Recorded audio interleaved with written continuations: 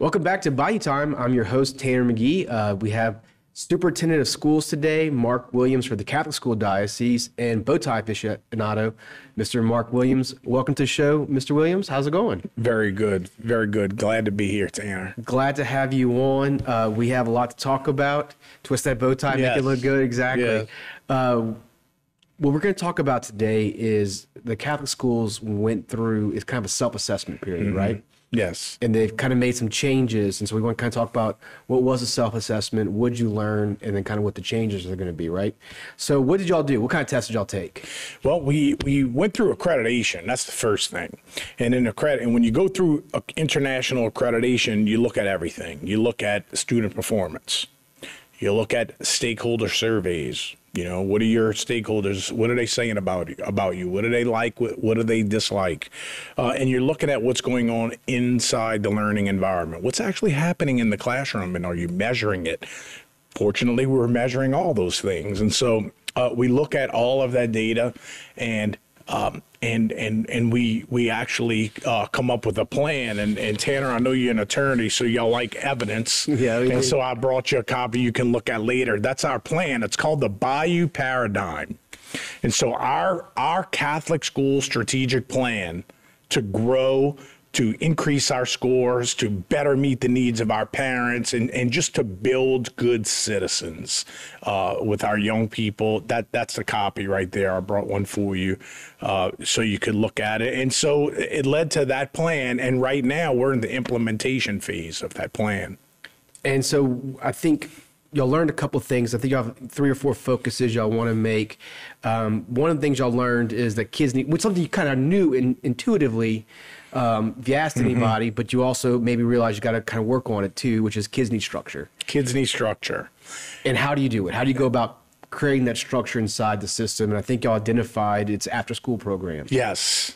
And what a great way to put it. You know, structure. We look at it like this. You know, that ACT is how everybody judges us. And of course, we have a great ACT score, and we're very, very proud of that.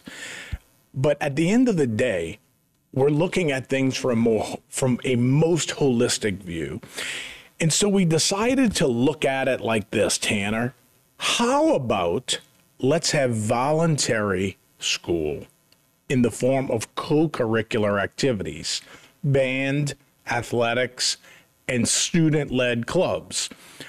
We look at this as an extension of the school day, but kids get to choose, students get to choose what they want to participate in. It works out perfect because they want to participate, and they want to participate in the things that they're good at, that they feel they're good at, that interests them. And so we think it's a really good situation to create some structure, you know, like you and I were talking about. You know, you have children. We don't want our children playing on TikTok for 2 hours until mom and dad get home from work. I mean, that's the last thing. With one of these things, unsupervised, it probably is not the best idea. So the expansion of our music bands, athletics, and our after-school clubs, everything from beta club to volleyball and everything in between. You know, we're trying to really build that holistic student, like the Brothers of the Sacred Heart used to say. We want to help them find their gifts, whether that's through student government, quiz bowl, or football, whatever it might be, providing the opportunity for them to do it. Absolutely. And I've been seeing it too. My kids are just got out of elementary school age, but we know the kind of the kids below them, and they're having more volleyball, more cross country, and cross country, which my kids do in full disclosure. But it's great for kids. I mean, developing a healthy lifestyle, running and being active. Yes. Which, I mean, so many kids today, you see them, and they're not active enough, and they should, you know, it should be much more available to them in the school environment, because that's where most of their day spent anyway. Exactly.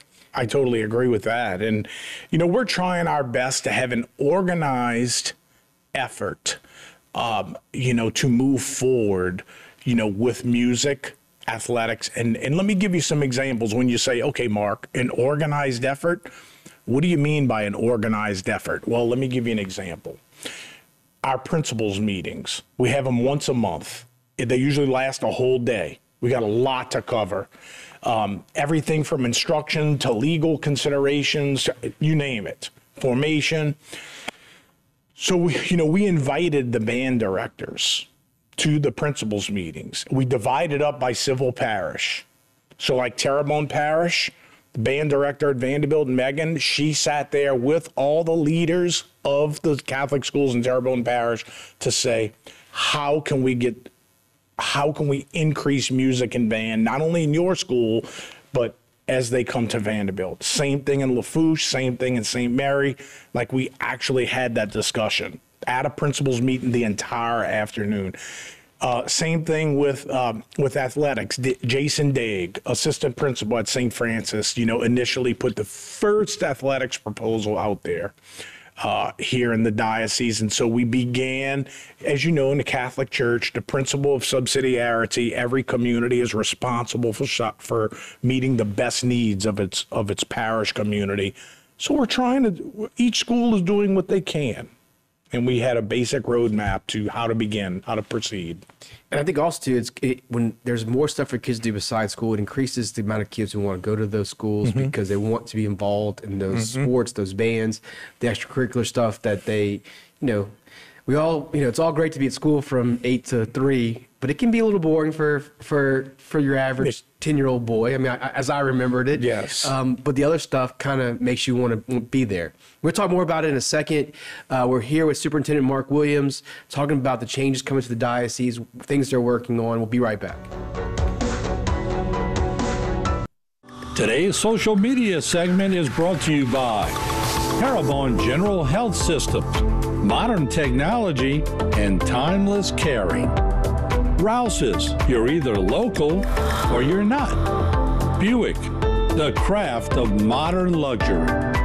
St. Martin and Bourke, know your rights. South Louisiana Bank, it's better when we bank together. Waits and Downer, attorneys at law. Terrebonne Ford, built Ford tough. Alford and Associates, for all of your insurance needs. CIS, Cardiovascular Institute of the South, the highest quality cardiovascular care available. Barker Honda, the Barker family tradition of quality.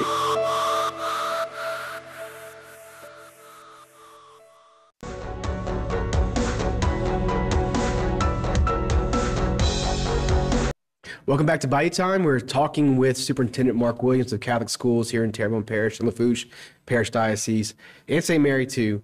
And before the break, we were talking about kind of athletics, band, extracurricular, but that's not what Catholic schools are known for. They're known for something else, which are also focusing. And we don't want the viewers back home thinking it's all sports and band and stuff. The second thing y'all are working on is developing virtue, which... Yeah, so back in March of 23, we did something that has never been done before. And as a matter of fact, Tanner, in many dioceses across the country, it's not being done. And we tested everyone. Even myself, every child from grade 2 to 12, every faculty member, every principal, the superintendent, we all took a test called the Assessment of Religious Knowledge, the ARC test.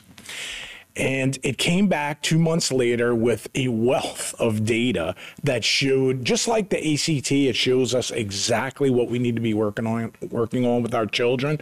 It showed us exactly what we need to be working on in our Catholic faith, with not only the academic side of it, but the beliefs and practices.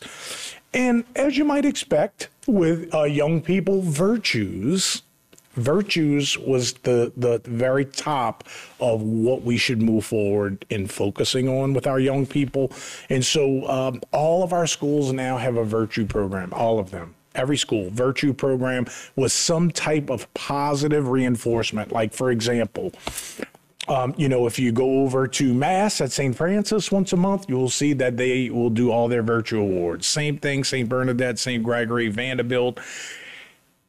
And we're blessed because Miss Simone Robichaux She and her family agreed to sponsor the very first Diocesan Virtue Award named after her son, who was a student at Vanderbilt, Roman Robichaux. So now we have a Diocesan Virtue Award in place that we're going to, this has nothing to do with academic prowess or athletic ability. It has everything about being a virtuous human being. And so the faculty and staff of the schools are nominating students for this. And middle school tends to be a challenge. So we decided that we would begin in middle school, and whoever wins these awards are going to get scholarships. And so we're very, very, very excited about that, going forward. The other thing, Tanner, that's a little bit atypical that we're doing in terms of the virtue and character enhancement, citizenship, is dining etiquette and overall etiquette. And so we're halfway finished at educating all of our 7th graders in the Diocese of Houma-Thibodaux.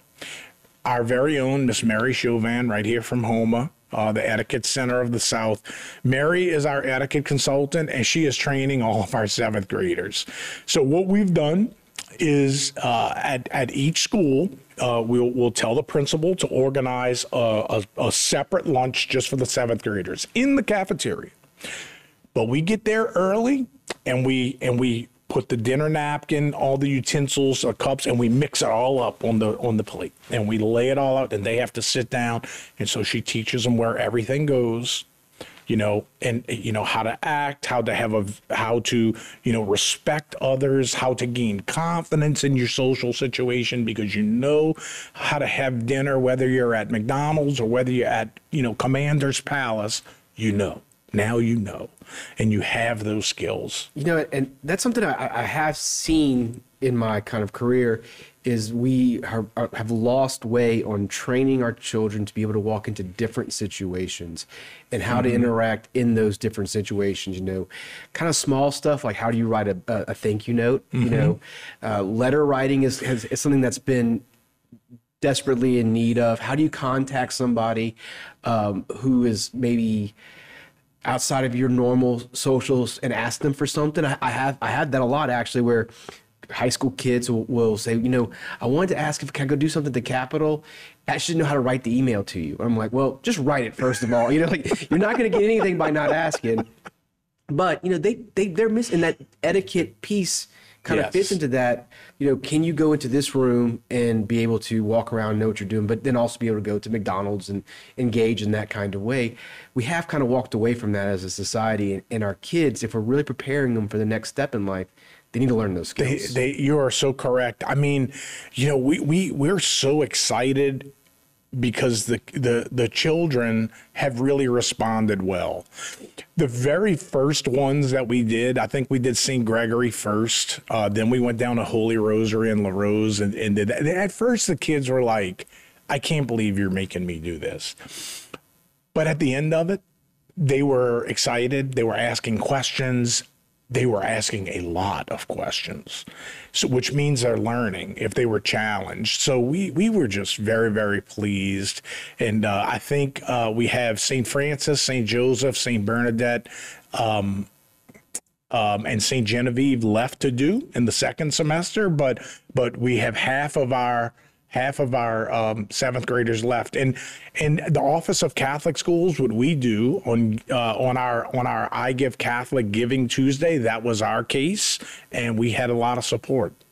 And people supported this and gave to it, so that way we can continue to work with the Etiquette Center of the South and training our kids. So with the athletics and band piece, this being, voluntary after school, this we've been able to insert in the school without taking away instructional time, because we do it during their lunch. They were going to eat lunch at the school anyway. So it's worked out. It really, really has. Absolutely, and it really is wonderful. And we're training students for the future is what the whole point of the Catholic school is, and in the Catholic faith, most importantly of all. We're going to be talking some more about it. Tanner McGee right now with Superintendent of Catholic Schools. We'll be right back.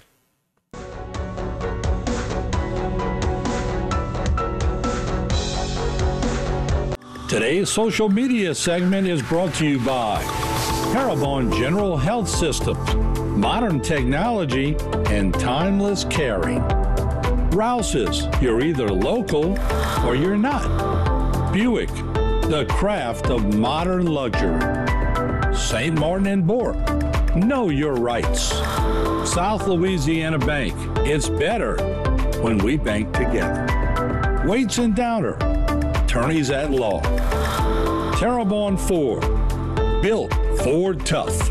Alford and Associates, for all of your insurance needs.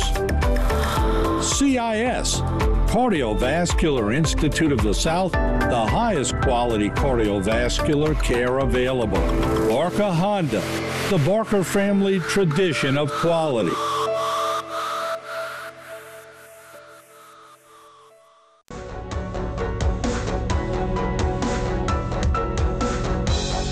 Welcome back. We're with Superintendent Mark Williams. We've been talking about changes that y'all are implementing in the school system, Catholic school system. We went through some of the changes. Let's talk about why we're doing it. What's the purpose? There is a bigger picture to all of this. And so what are we talking about? Tara, it's so wonderful to be able to say, I'm working on something that the kids get to choose if they want to do it or not. How often can we say that? I mean, Bulletin 741, Bessie Bulletin 741 tells us exactly how many minutes the kids, in fact, Tanner, it's 57,750. That's how many minutes we need to educate the kids in a academic calendar year. That's what it says. We have to put them in all of their core subjects for 57,750 minutes because Bessie requires that of not only non-public schools but every school. So any superintendent here would be telling you they're doing this, and we certainly are. But we get to do something. We get to plan something on what we're going to do after school. You know, music, band, athletics, clubs, all student generated. And the primary reason that we do this is because it can be an extension of our Catholic faith. It can be an extension of our evangelization. Now, straight from the Catechism of the Catholic Church, we can teach them what we believe, and we can teach them about our faith, about the life lessons that we can learn from virtues or hard times, and how we can turn to our faith as we encounter these life lessons. Win, lose, we're all going to have these situations, these challenges. So what do we believe? How do we deal with the challenges? Excuse me. I completely understand. No, look, sorry, I had also a coughing fit. Yeah, but it's also a chance. Everything's a chance to reinforce the Catholic education, whether the coach is doing it on the field, whether the other kids are doing it.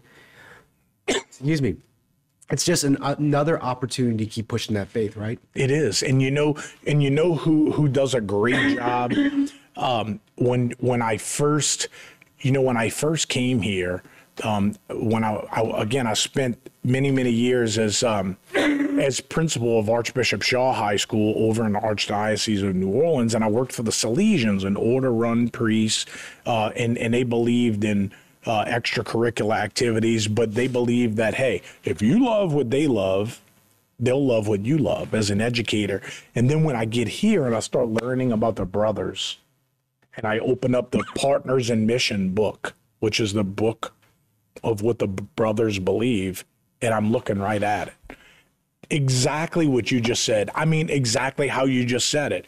It is an extension of the faith. What do we believe? How do we celebrate? How do we celebrate? How do you lose? How do we lose? How do we lose? Do we do it with grace, or do we throw our helmets? And you know, it's going to happen. We need to make losing a learning experience, not defining who we are. And so we have so many opportunities to show the kids how we live.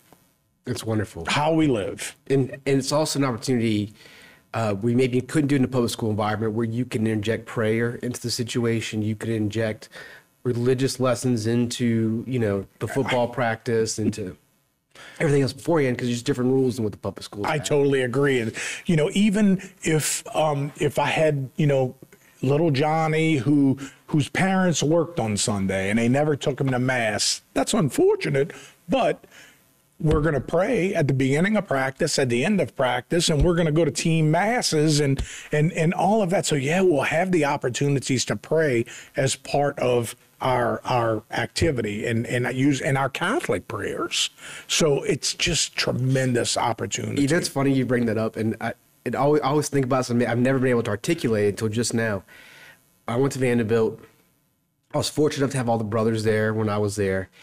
And to have them in the athletic environment was funny because there's a feeling inside, it's violent, or football I think of, it's violent. You got to keep it kind of separated. And you had these brothers who were like praying with you in one hand and then also telling you to like, go kick that guy's butt on the other hand. It was such a marrying of like a lifestyle that you see like a way you integrate everything you do is even when it doesn't seem that way, it's sort of part of a bigger experience. It's part of a bigger experience. What the brothers were actually doing with you is teaching you the life lesson of whatever you do, be the best you can be at it. And if you do your best, then we have to be satisfied with the outcome, win, lose, or draw. And you built a relationship with them that you would not have had because you saw maybe a priest or a religious person as somebody who's behind an altar that's kind of unapproachable.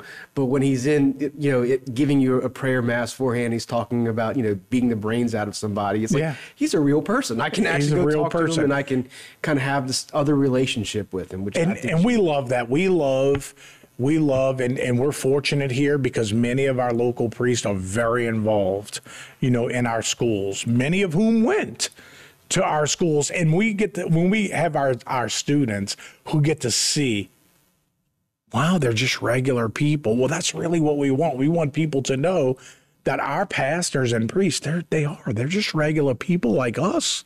And hence, maybe even more will consider that vocation. Absolutely. And we know in this time and age need it more than ever. More than ever. It's and look, I think I feel like we're seeing a movement towards that these days, but we definitely need more of it. It's something that I think everybody agrees upon. Well, we really appreciate you having on, talking about Catholic schools, talking about the big changes. It sounds like y'all are really re-embracing some things and kind of pushing some new things forward. Thanks for coming on. Tanner, always appreciative to be here, and thank you for spending this time with me. Absolutely. Thank you again. Superintendent Mark Williams with Catholic Schools. We'll be right back.